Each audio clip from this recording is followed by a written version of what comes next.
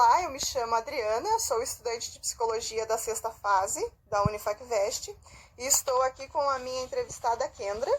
Boa tarde, Kendra. Eu gostaria de agradecer primeiramente por você ter aceito o convite de participar dessa entrevista. Eu que agradeço por estar contribuindo. Eu gostaria de saber qual seria o papel do psicólogo organizacional. O psicólogo organizacional e do trabalho, existem duas vertentes que às vezes se complementam dependendo da especialização da pessoa, do psicólogo, mas o papel dele dentro da organização é justamente olhar para aquele ser humano que está ali, para o funcionário que está ali, ir além de uma CLT e além de um número de um simples funcionário. Ter esse olhar mais humano, mas sabendo que existe uma organização ali. Então, de que forma que ele pode contribuir dentro desse ambiente organizacional?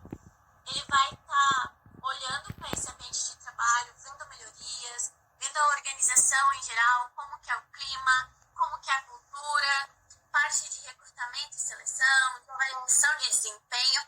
Então, o psicólogo organizacional, ele aprende muita coisa dentro da organização, né? Ele vai para várias vertentes. Normalmente, a gente acaba vendo esses profissionais dentro da área de RH, justamente para fazer essa avaliação de desempenho, para recrutamento e seleção, para pesquisa de clima que existe. Porém, eu, por exemplo, trabalho dentro da área de segurança do trabalho, dentro das organizações como psicólogo organizacional, e aí é uma outra vertente. Mas, resumindo, o papel do psicólogo organizacional é ser esse apoio, esse olhar para a organização, para o trabalho, mas visando o funcionário que está ali. Como que a gente pode melhorar isso para ele? Como que a gente pode trazer mais lucros também para a empresa, melhorando esse ambiente para ele? E a segunda pergunta, qual a importância de ter uma equipe multiprofissional no local de trabalho? Super! Quando a gente fala de algo multiprofissional, a gente está falando de diversidade e inclusão também. Por exemplo, se eu tenho pessoas dentro do meu ambiente de trabalho que só pensam da maneira com que eu penso, vai ficar muito fácil, muito monótono e as coisas vão seguir da maneira com que eu quero e não necessariamente é algo positivo aquilo que eu quero. Quando eu tenho uma multidisciplinariedade dentro do ambiente organizacional, dentro de uma equipe, eu tenho novas visões, eu tenho novas ideias, aumenta a inovação, aumenta o engajamento e eu tenho novos conhecimentos. Por exemplo, o psicólogo organizacional, quando ele está dentro de um hospital, ele precisa ter a visão do enfermeiro, do médico, de todo mundo que está ali, né, dos técnicos, para que ele consiga entender como que é aquele ambiente de trabalho. Sem eles, ele não saberia, porque a minha posição é diferente da sua posição. Então, eu preciso entender a sua visão, eu preciso do seu conhecimento dentro dessa área para eu saber como eu melhoro essa organização. Então, é imprescindível, eu diria, a gente só consegue evoluir a partir do outro, não é? A clínica, a psicologia em si fala sobre isso. E dentro da organização não é diferente. A terceira pergunta, existem alguns critérios específicos ao qual o profissional deve prestar atenção durante o recrutamento ou seleção de pessoal? Sim, deve ter. Porém, eu já fiz essa parte em uma empresa que eu trabalhei e hoje não é meu foco. O que a gente olhava lá? Antes eram feitos muitos recrutamentos e seleção baseado naquelas perguntas assim, qual que é a sua qualidade, qual que é o seu defeito. E a gente tem que entender que existe um ser humano ali que está precisando daquele emprego, né? E às vezes você fazendo essa pergunta, a pessoa vai estar nervosa, a pessoa não vai conseguir se sentir confortável o suficiente para demonstrar quem ela realmente é e como ela pode ajudar dentro daquele ambiente de trabalho. Então, o que eu fazia? Era uma conversa, eu ia perguntando como que ela era fora do ambiente de trabalho, com quem que ela morava, se ela tinha animal, se não tinha, se ela estava fazendo alguma faculdade, enfim, porque dentro da conversa a gente consegue absorver muita coisa. Agora, se quiser ter feito algum processo baseado em comportamento, nós temos os testes, né, que vão analisar isso, só que eles vão estar analisando aquele momento presente.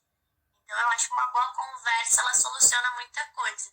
Porém, não vou saber te dizer assim com precisão, visto que eu não atuo dentro da parte de recrutamento e seleção. E é algo bem importante importante de a gente ter essa noção de que o psicólogo organizacional ele não atua somente dentro da área de recrutamento e seleção ou dentro da área de recursos humanos, né, o famoso RH. Ele existe em várias outras formas, então a gente precisa ter esse olhar também de expandir o psicólogo organizacional do trabalho além de um mero recrutador, né? E para a gente encerrar, quais seriam as maiores dificuldades para implementar uma política de estágio da organizacional na indústria? Bom, eu acho que o primeiro eu já vivenciei o lado de ter uma estagiária dentro de uma indústria. Então, quando a gente ia trazer para dentro de uma área novos estagiários, não é somente você ter a disponibilidade da vaga. A primeira dificuldade é você ter uma disponibilidade da vaga. Para você ter disponibilidade de vaga, você precisa ter um orçamento para isso, certo? Ah, Kendra, mas existem vagas de estágio que são gratuitas, que não pagam nada. Por exemplo, aquelas que a gente faz dentro da faculdade, né? Sim. Que é um estágio gratuito que a gente faz, obrigatório. Por que as empresas não abrem vagas para isso? Porque uma, não entendem a necessidade, outra que se abrissem não dariam um suporte necessário.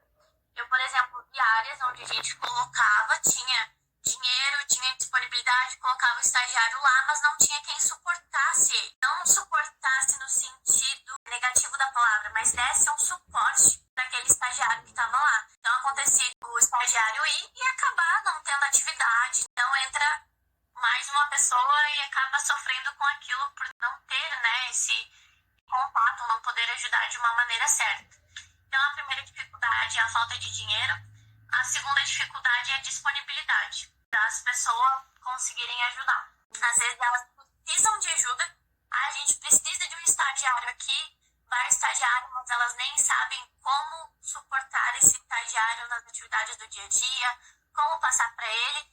Então eu acredito que essa seja a segunda maior dificuldade hoje de ter estágios dentro de um ambiente organizacional. Nossa, agradeço muito, Kendra, pela tua colaboração e por passar a tua experiência. Muito obrigada. De nada, estamos às ordens.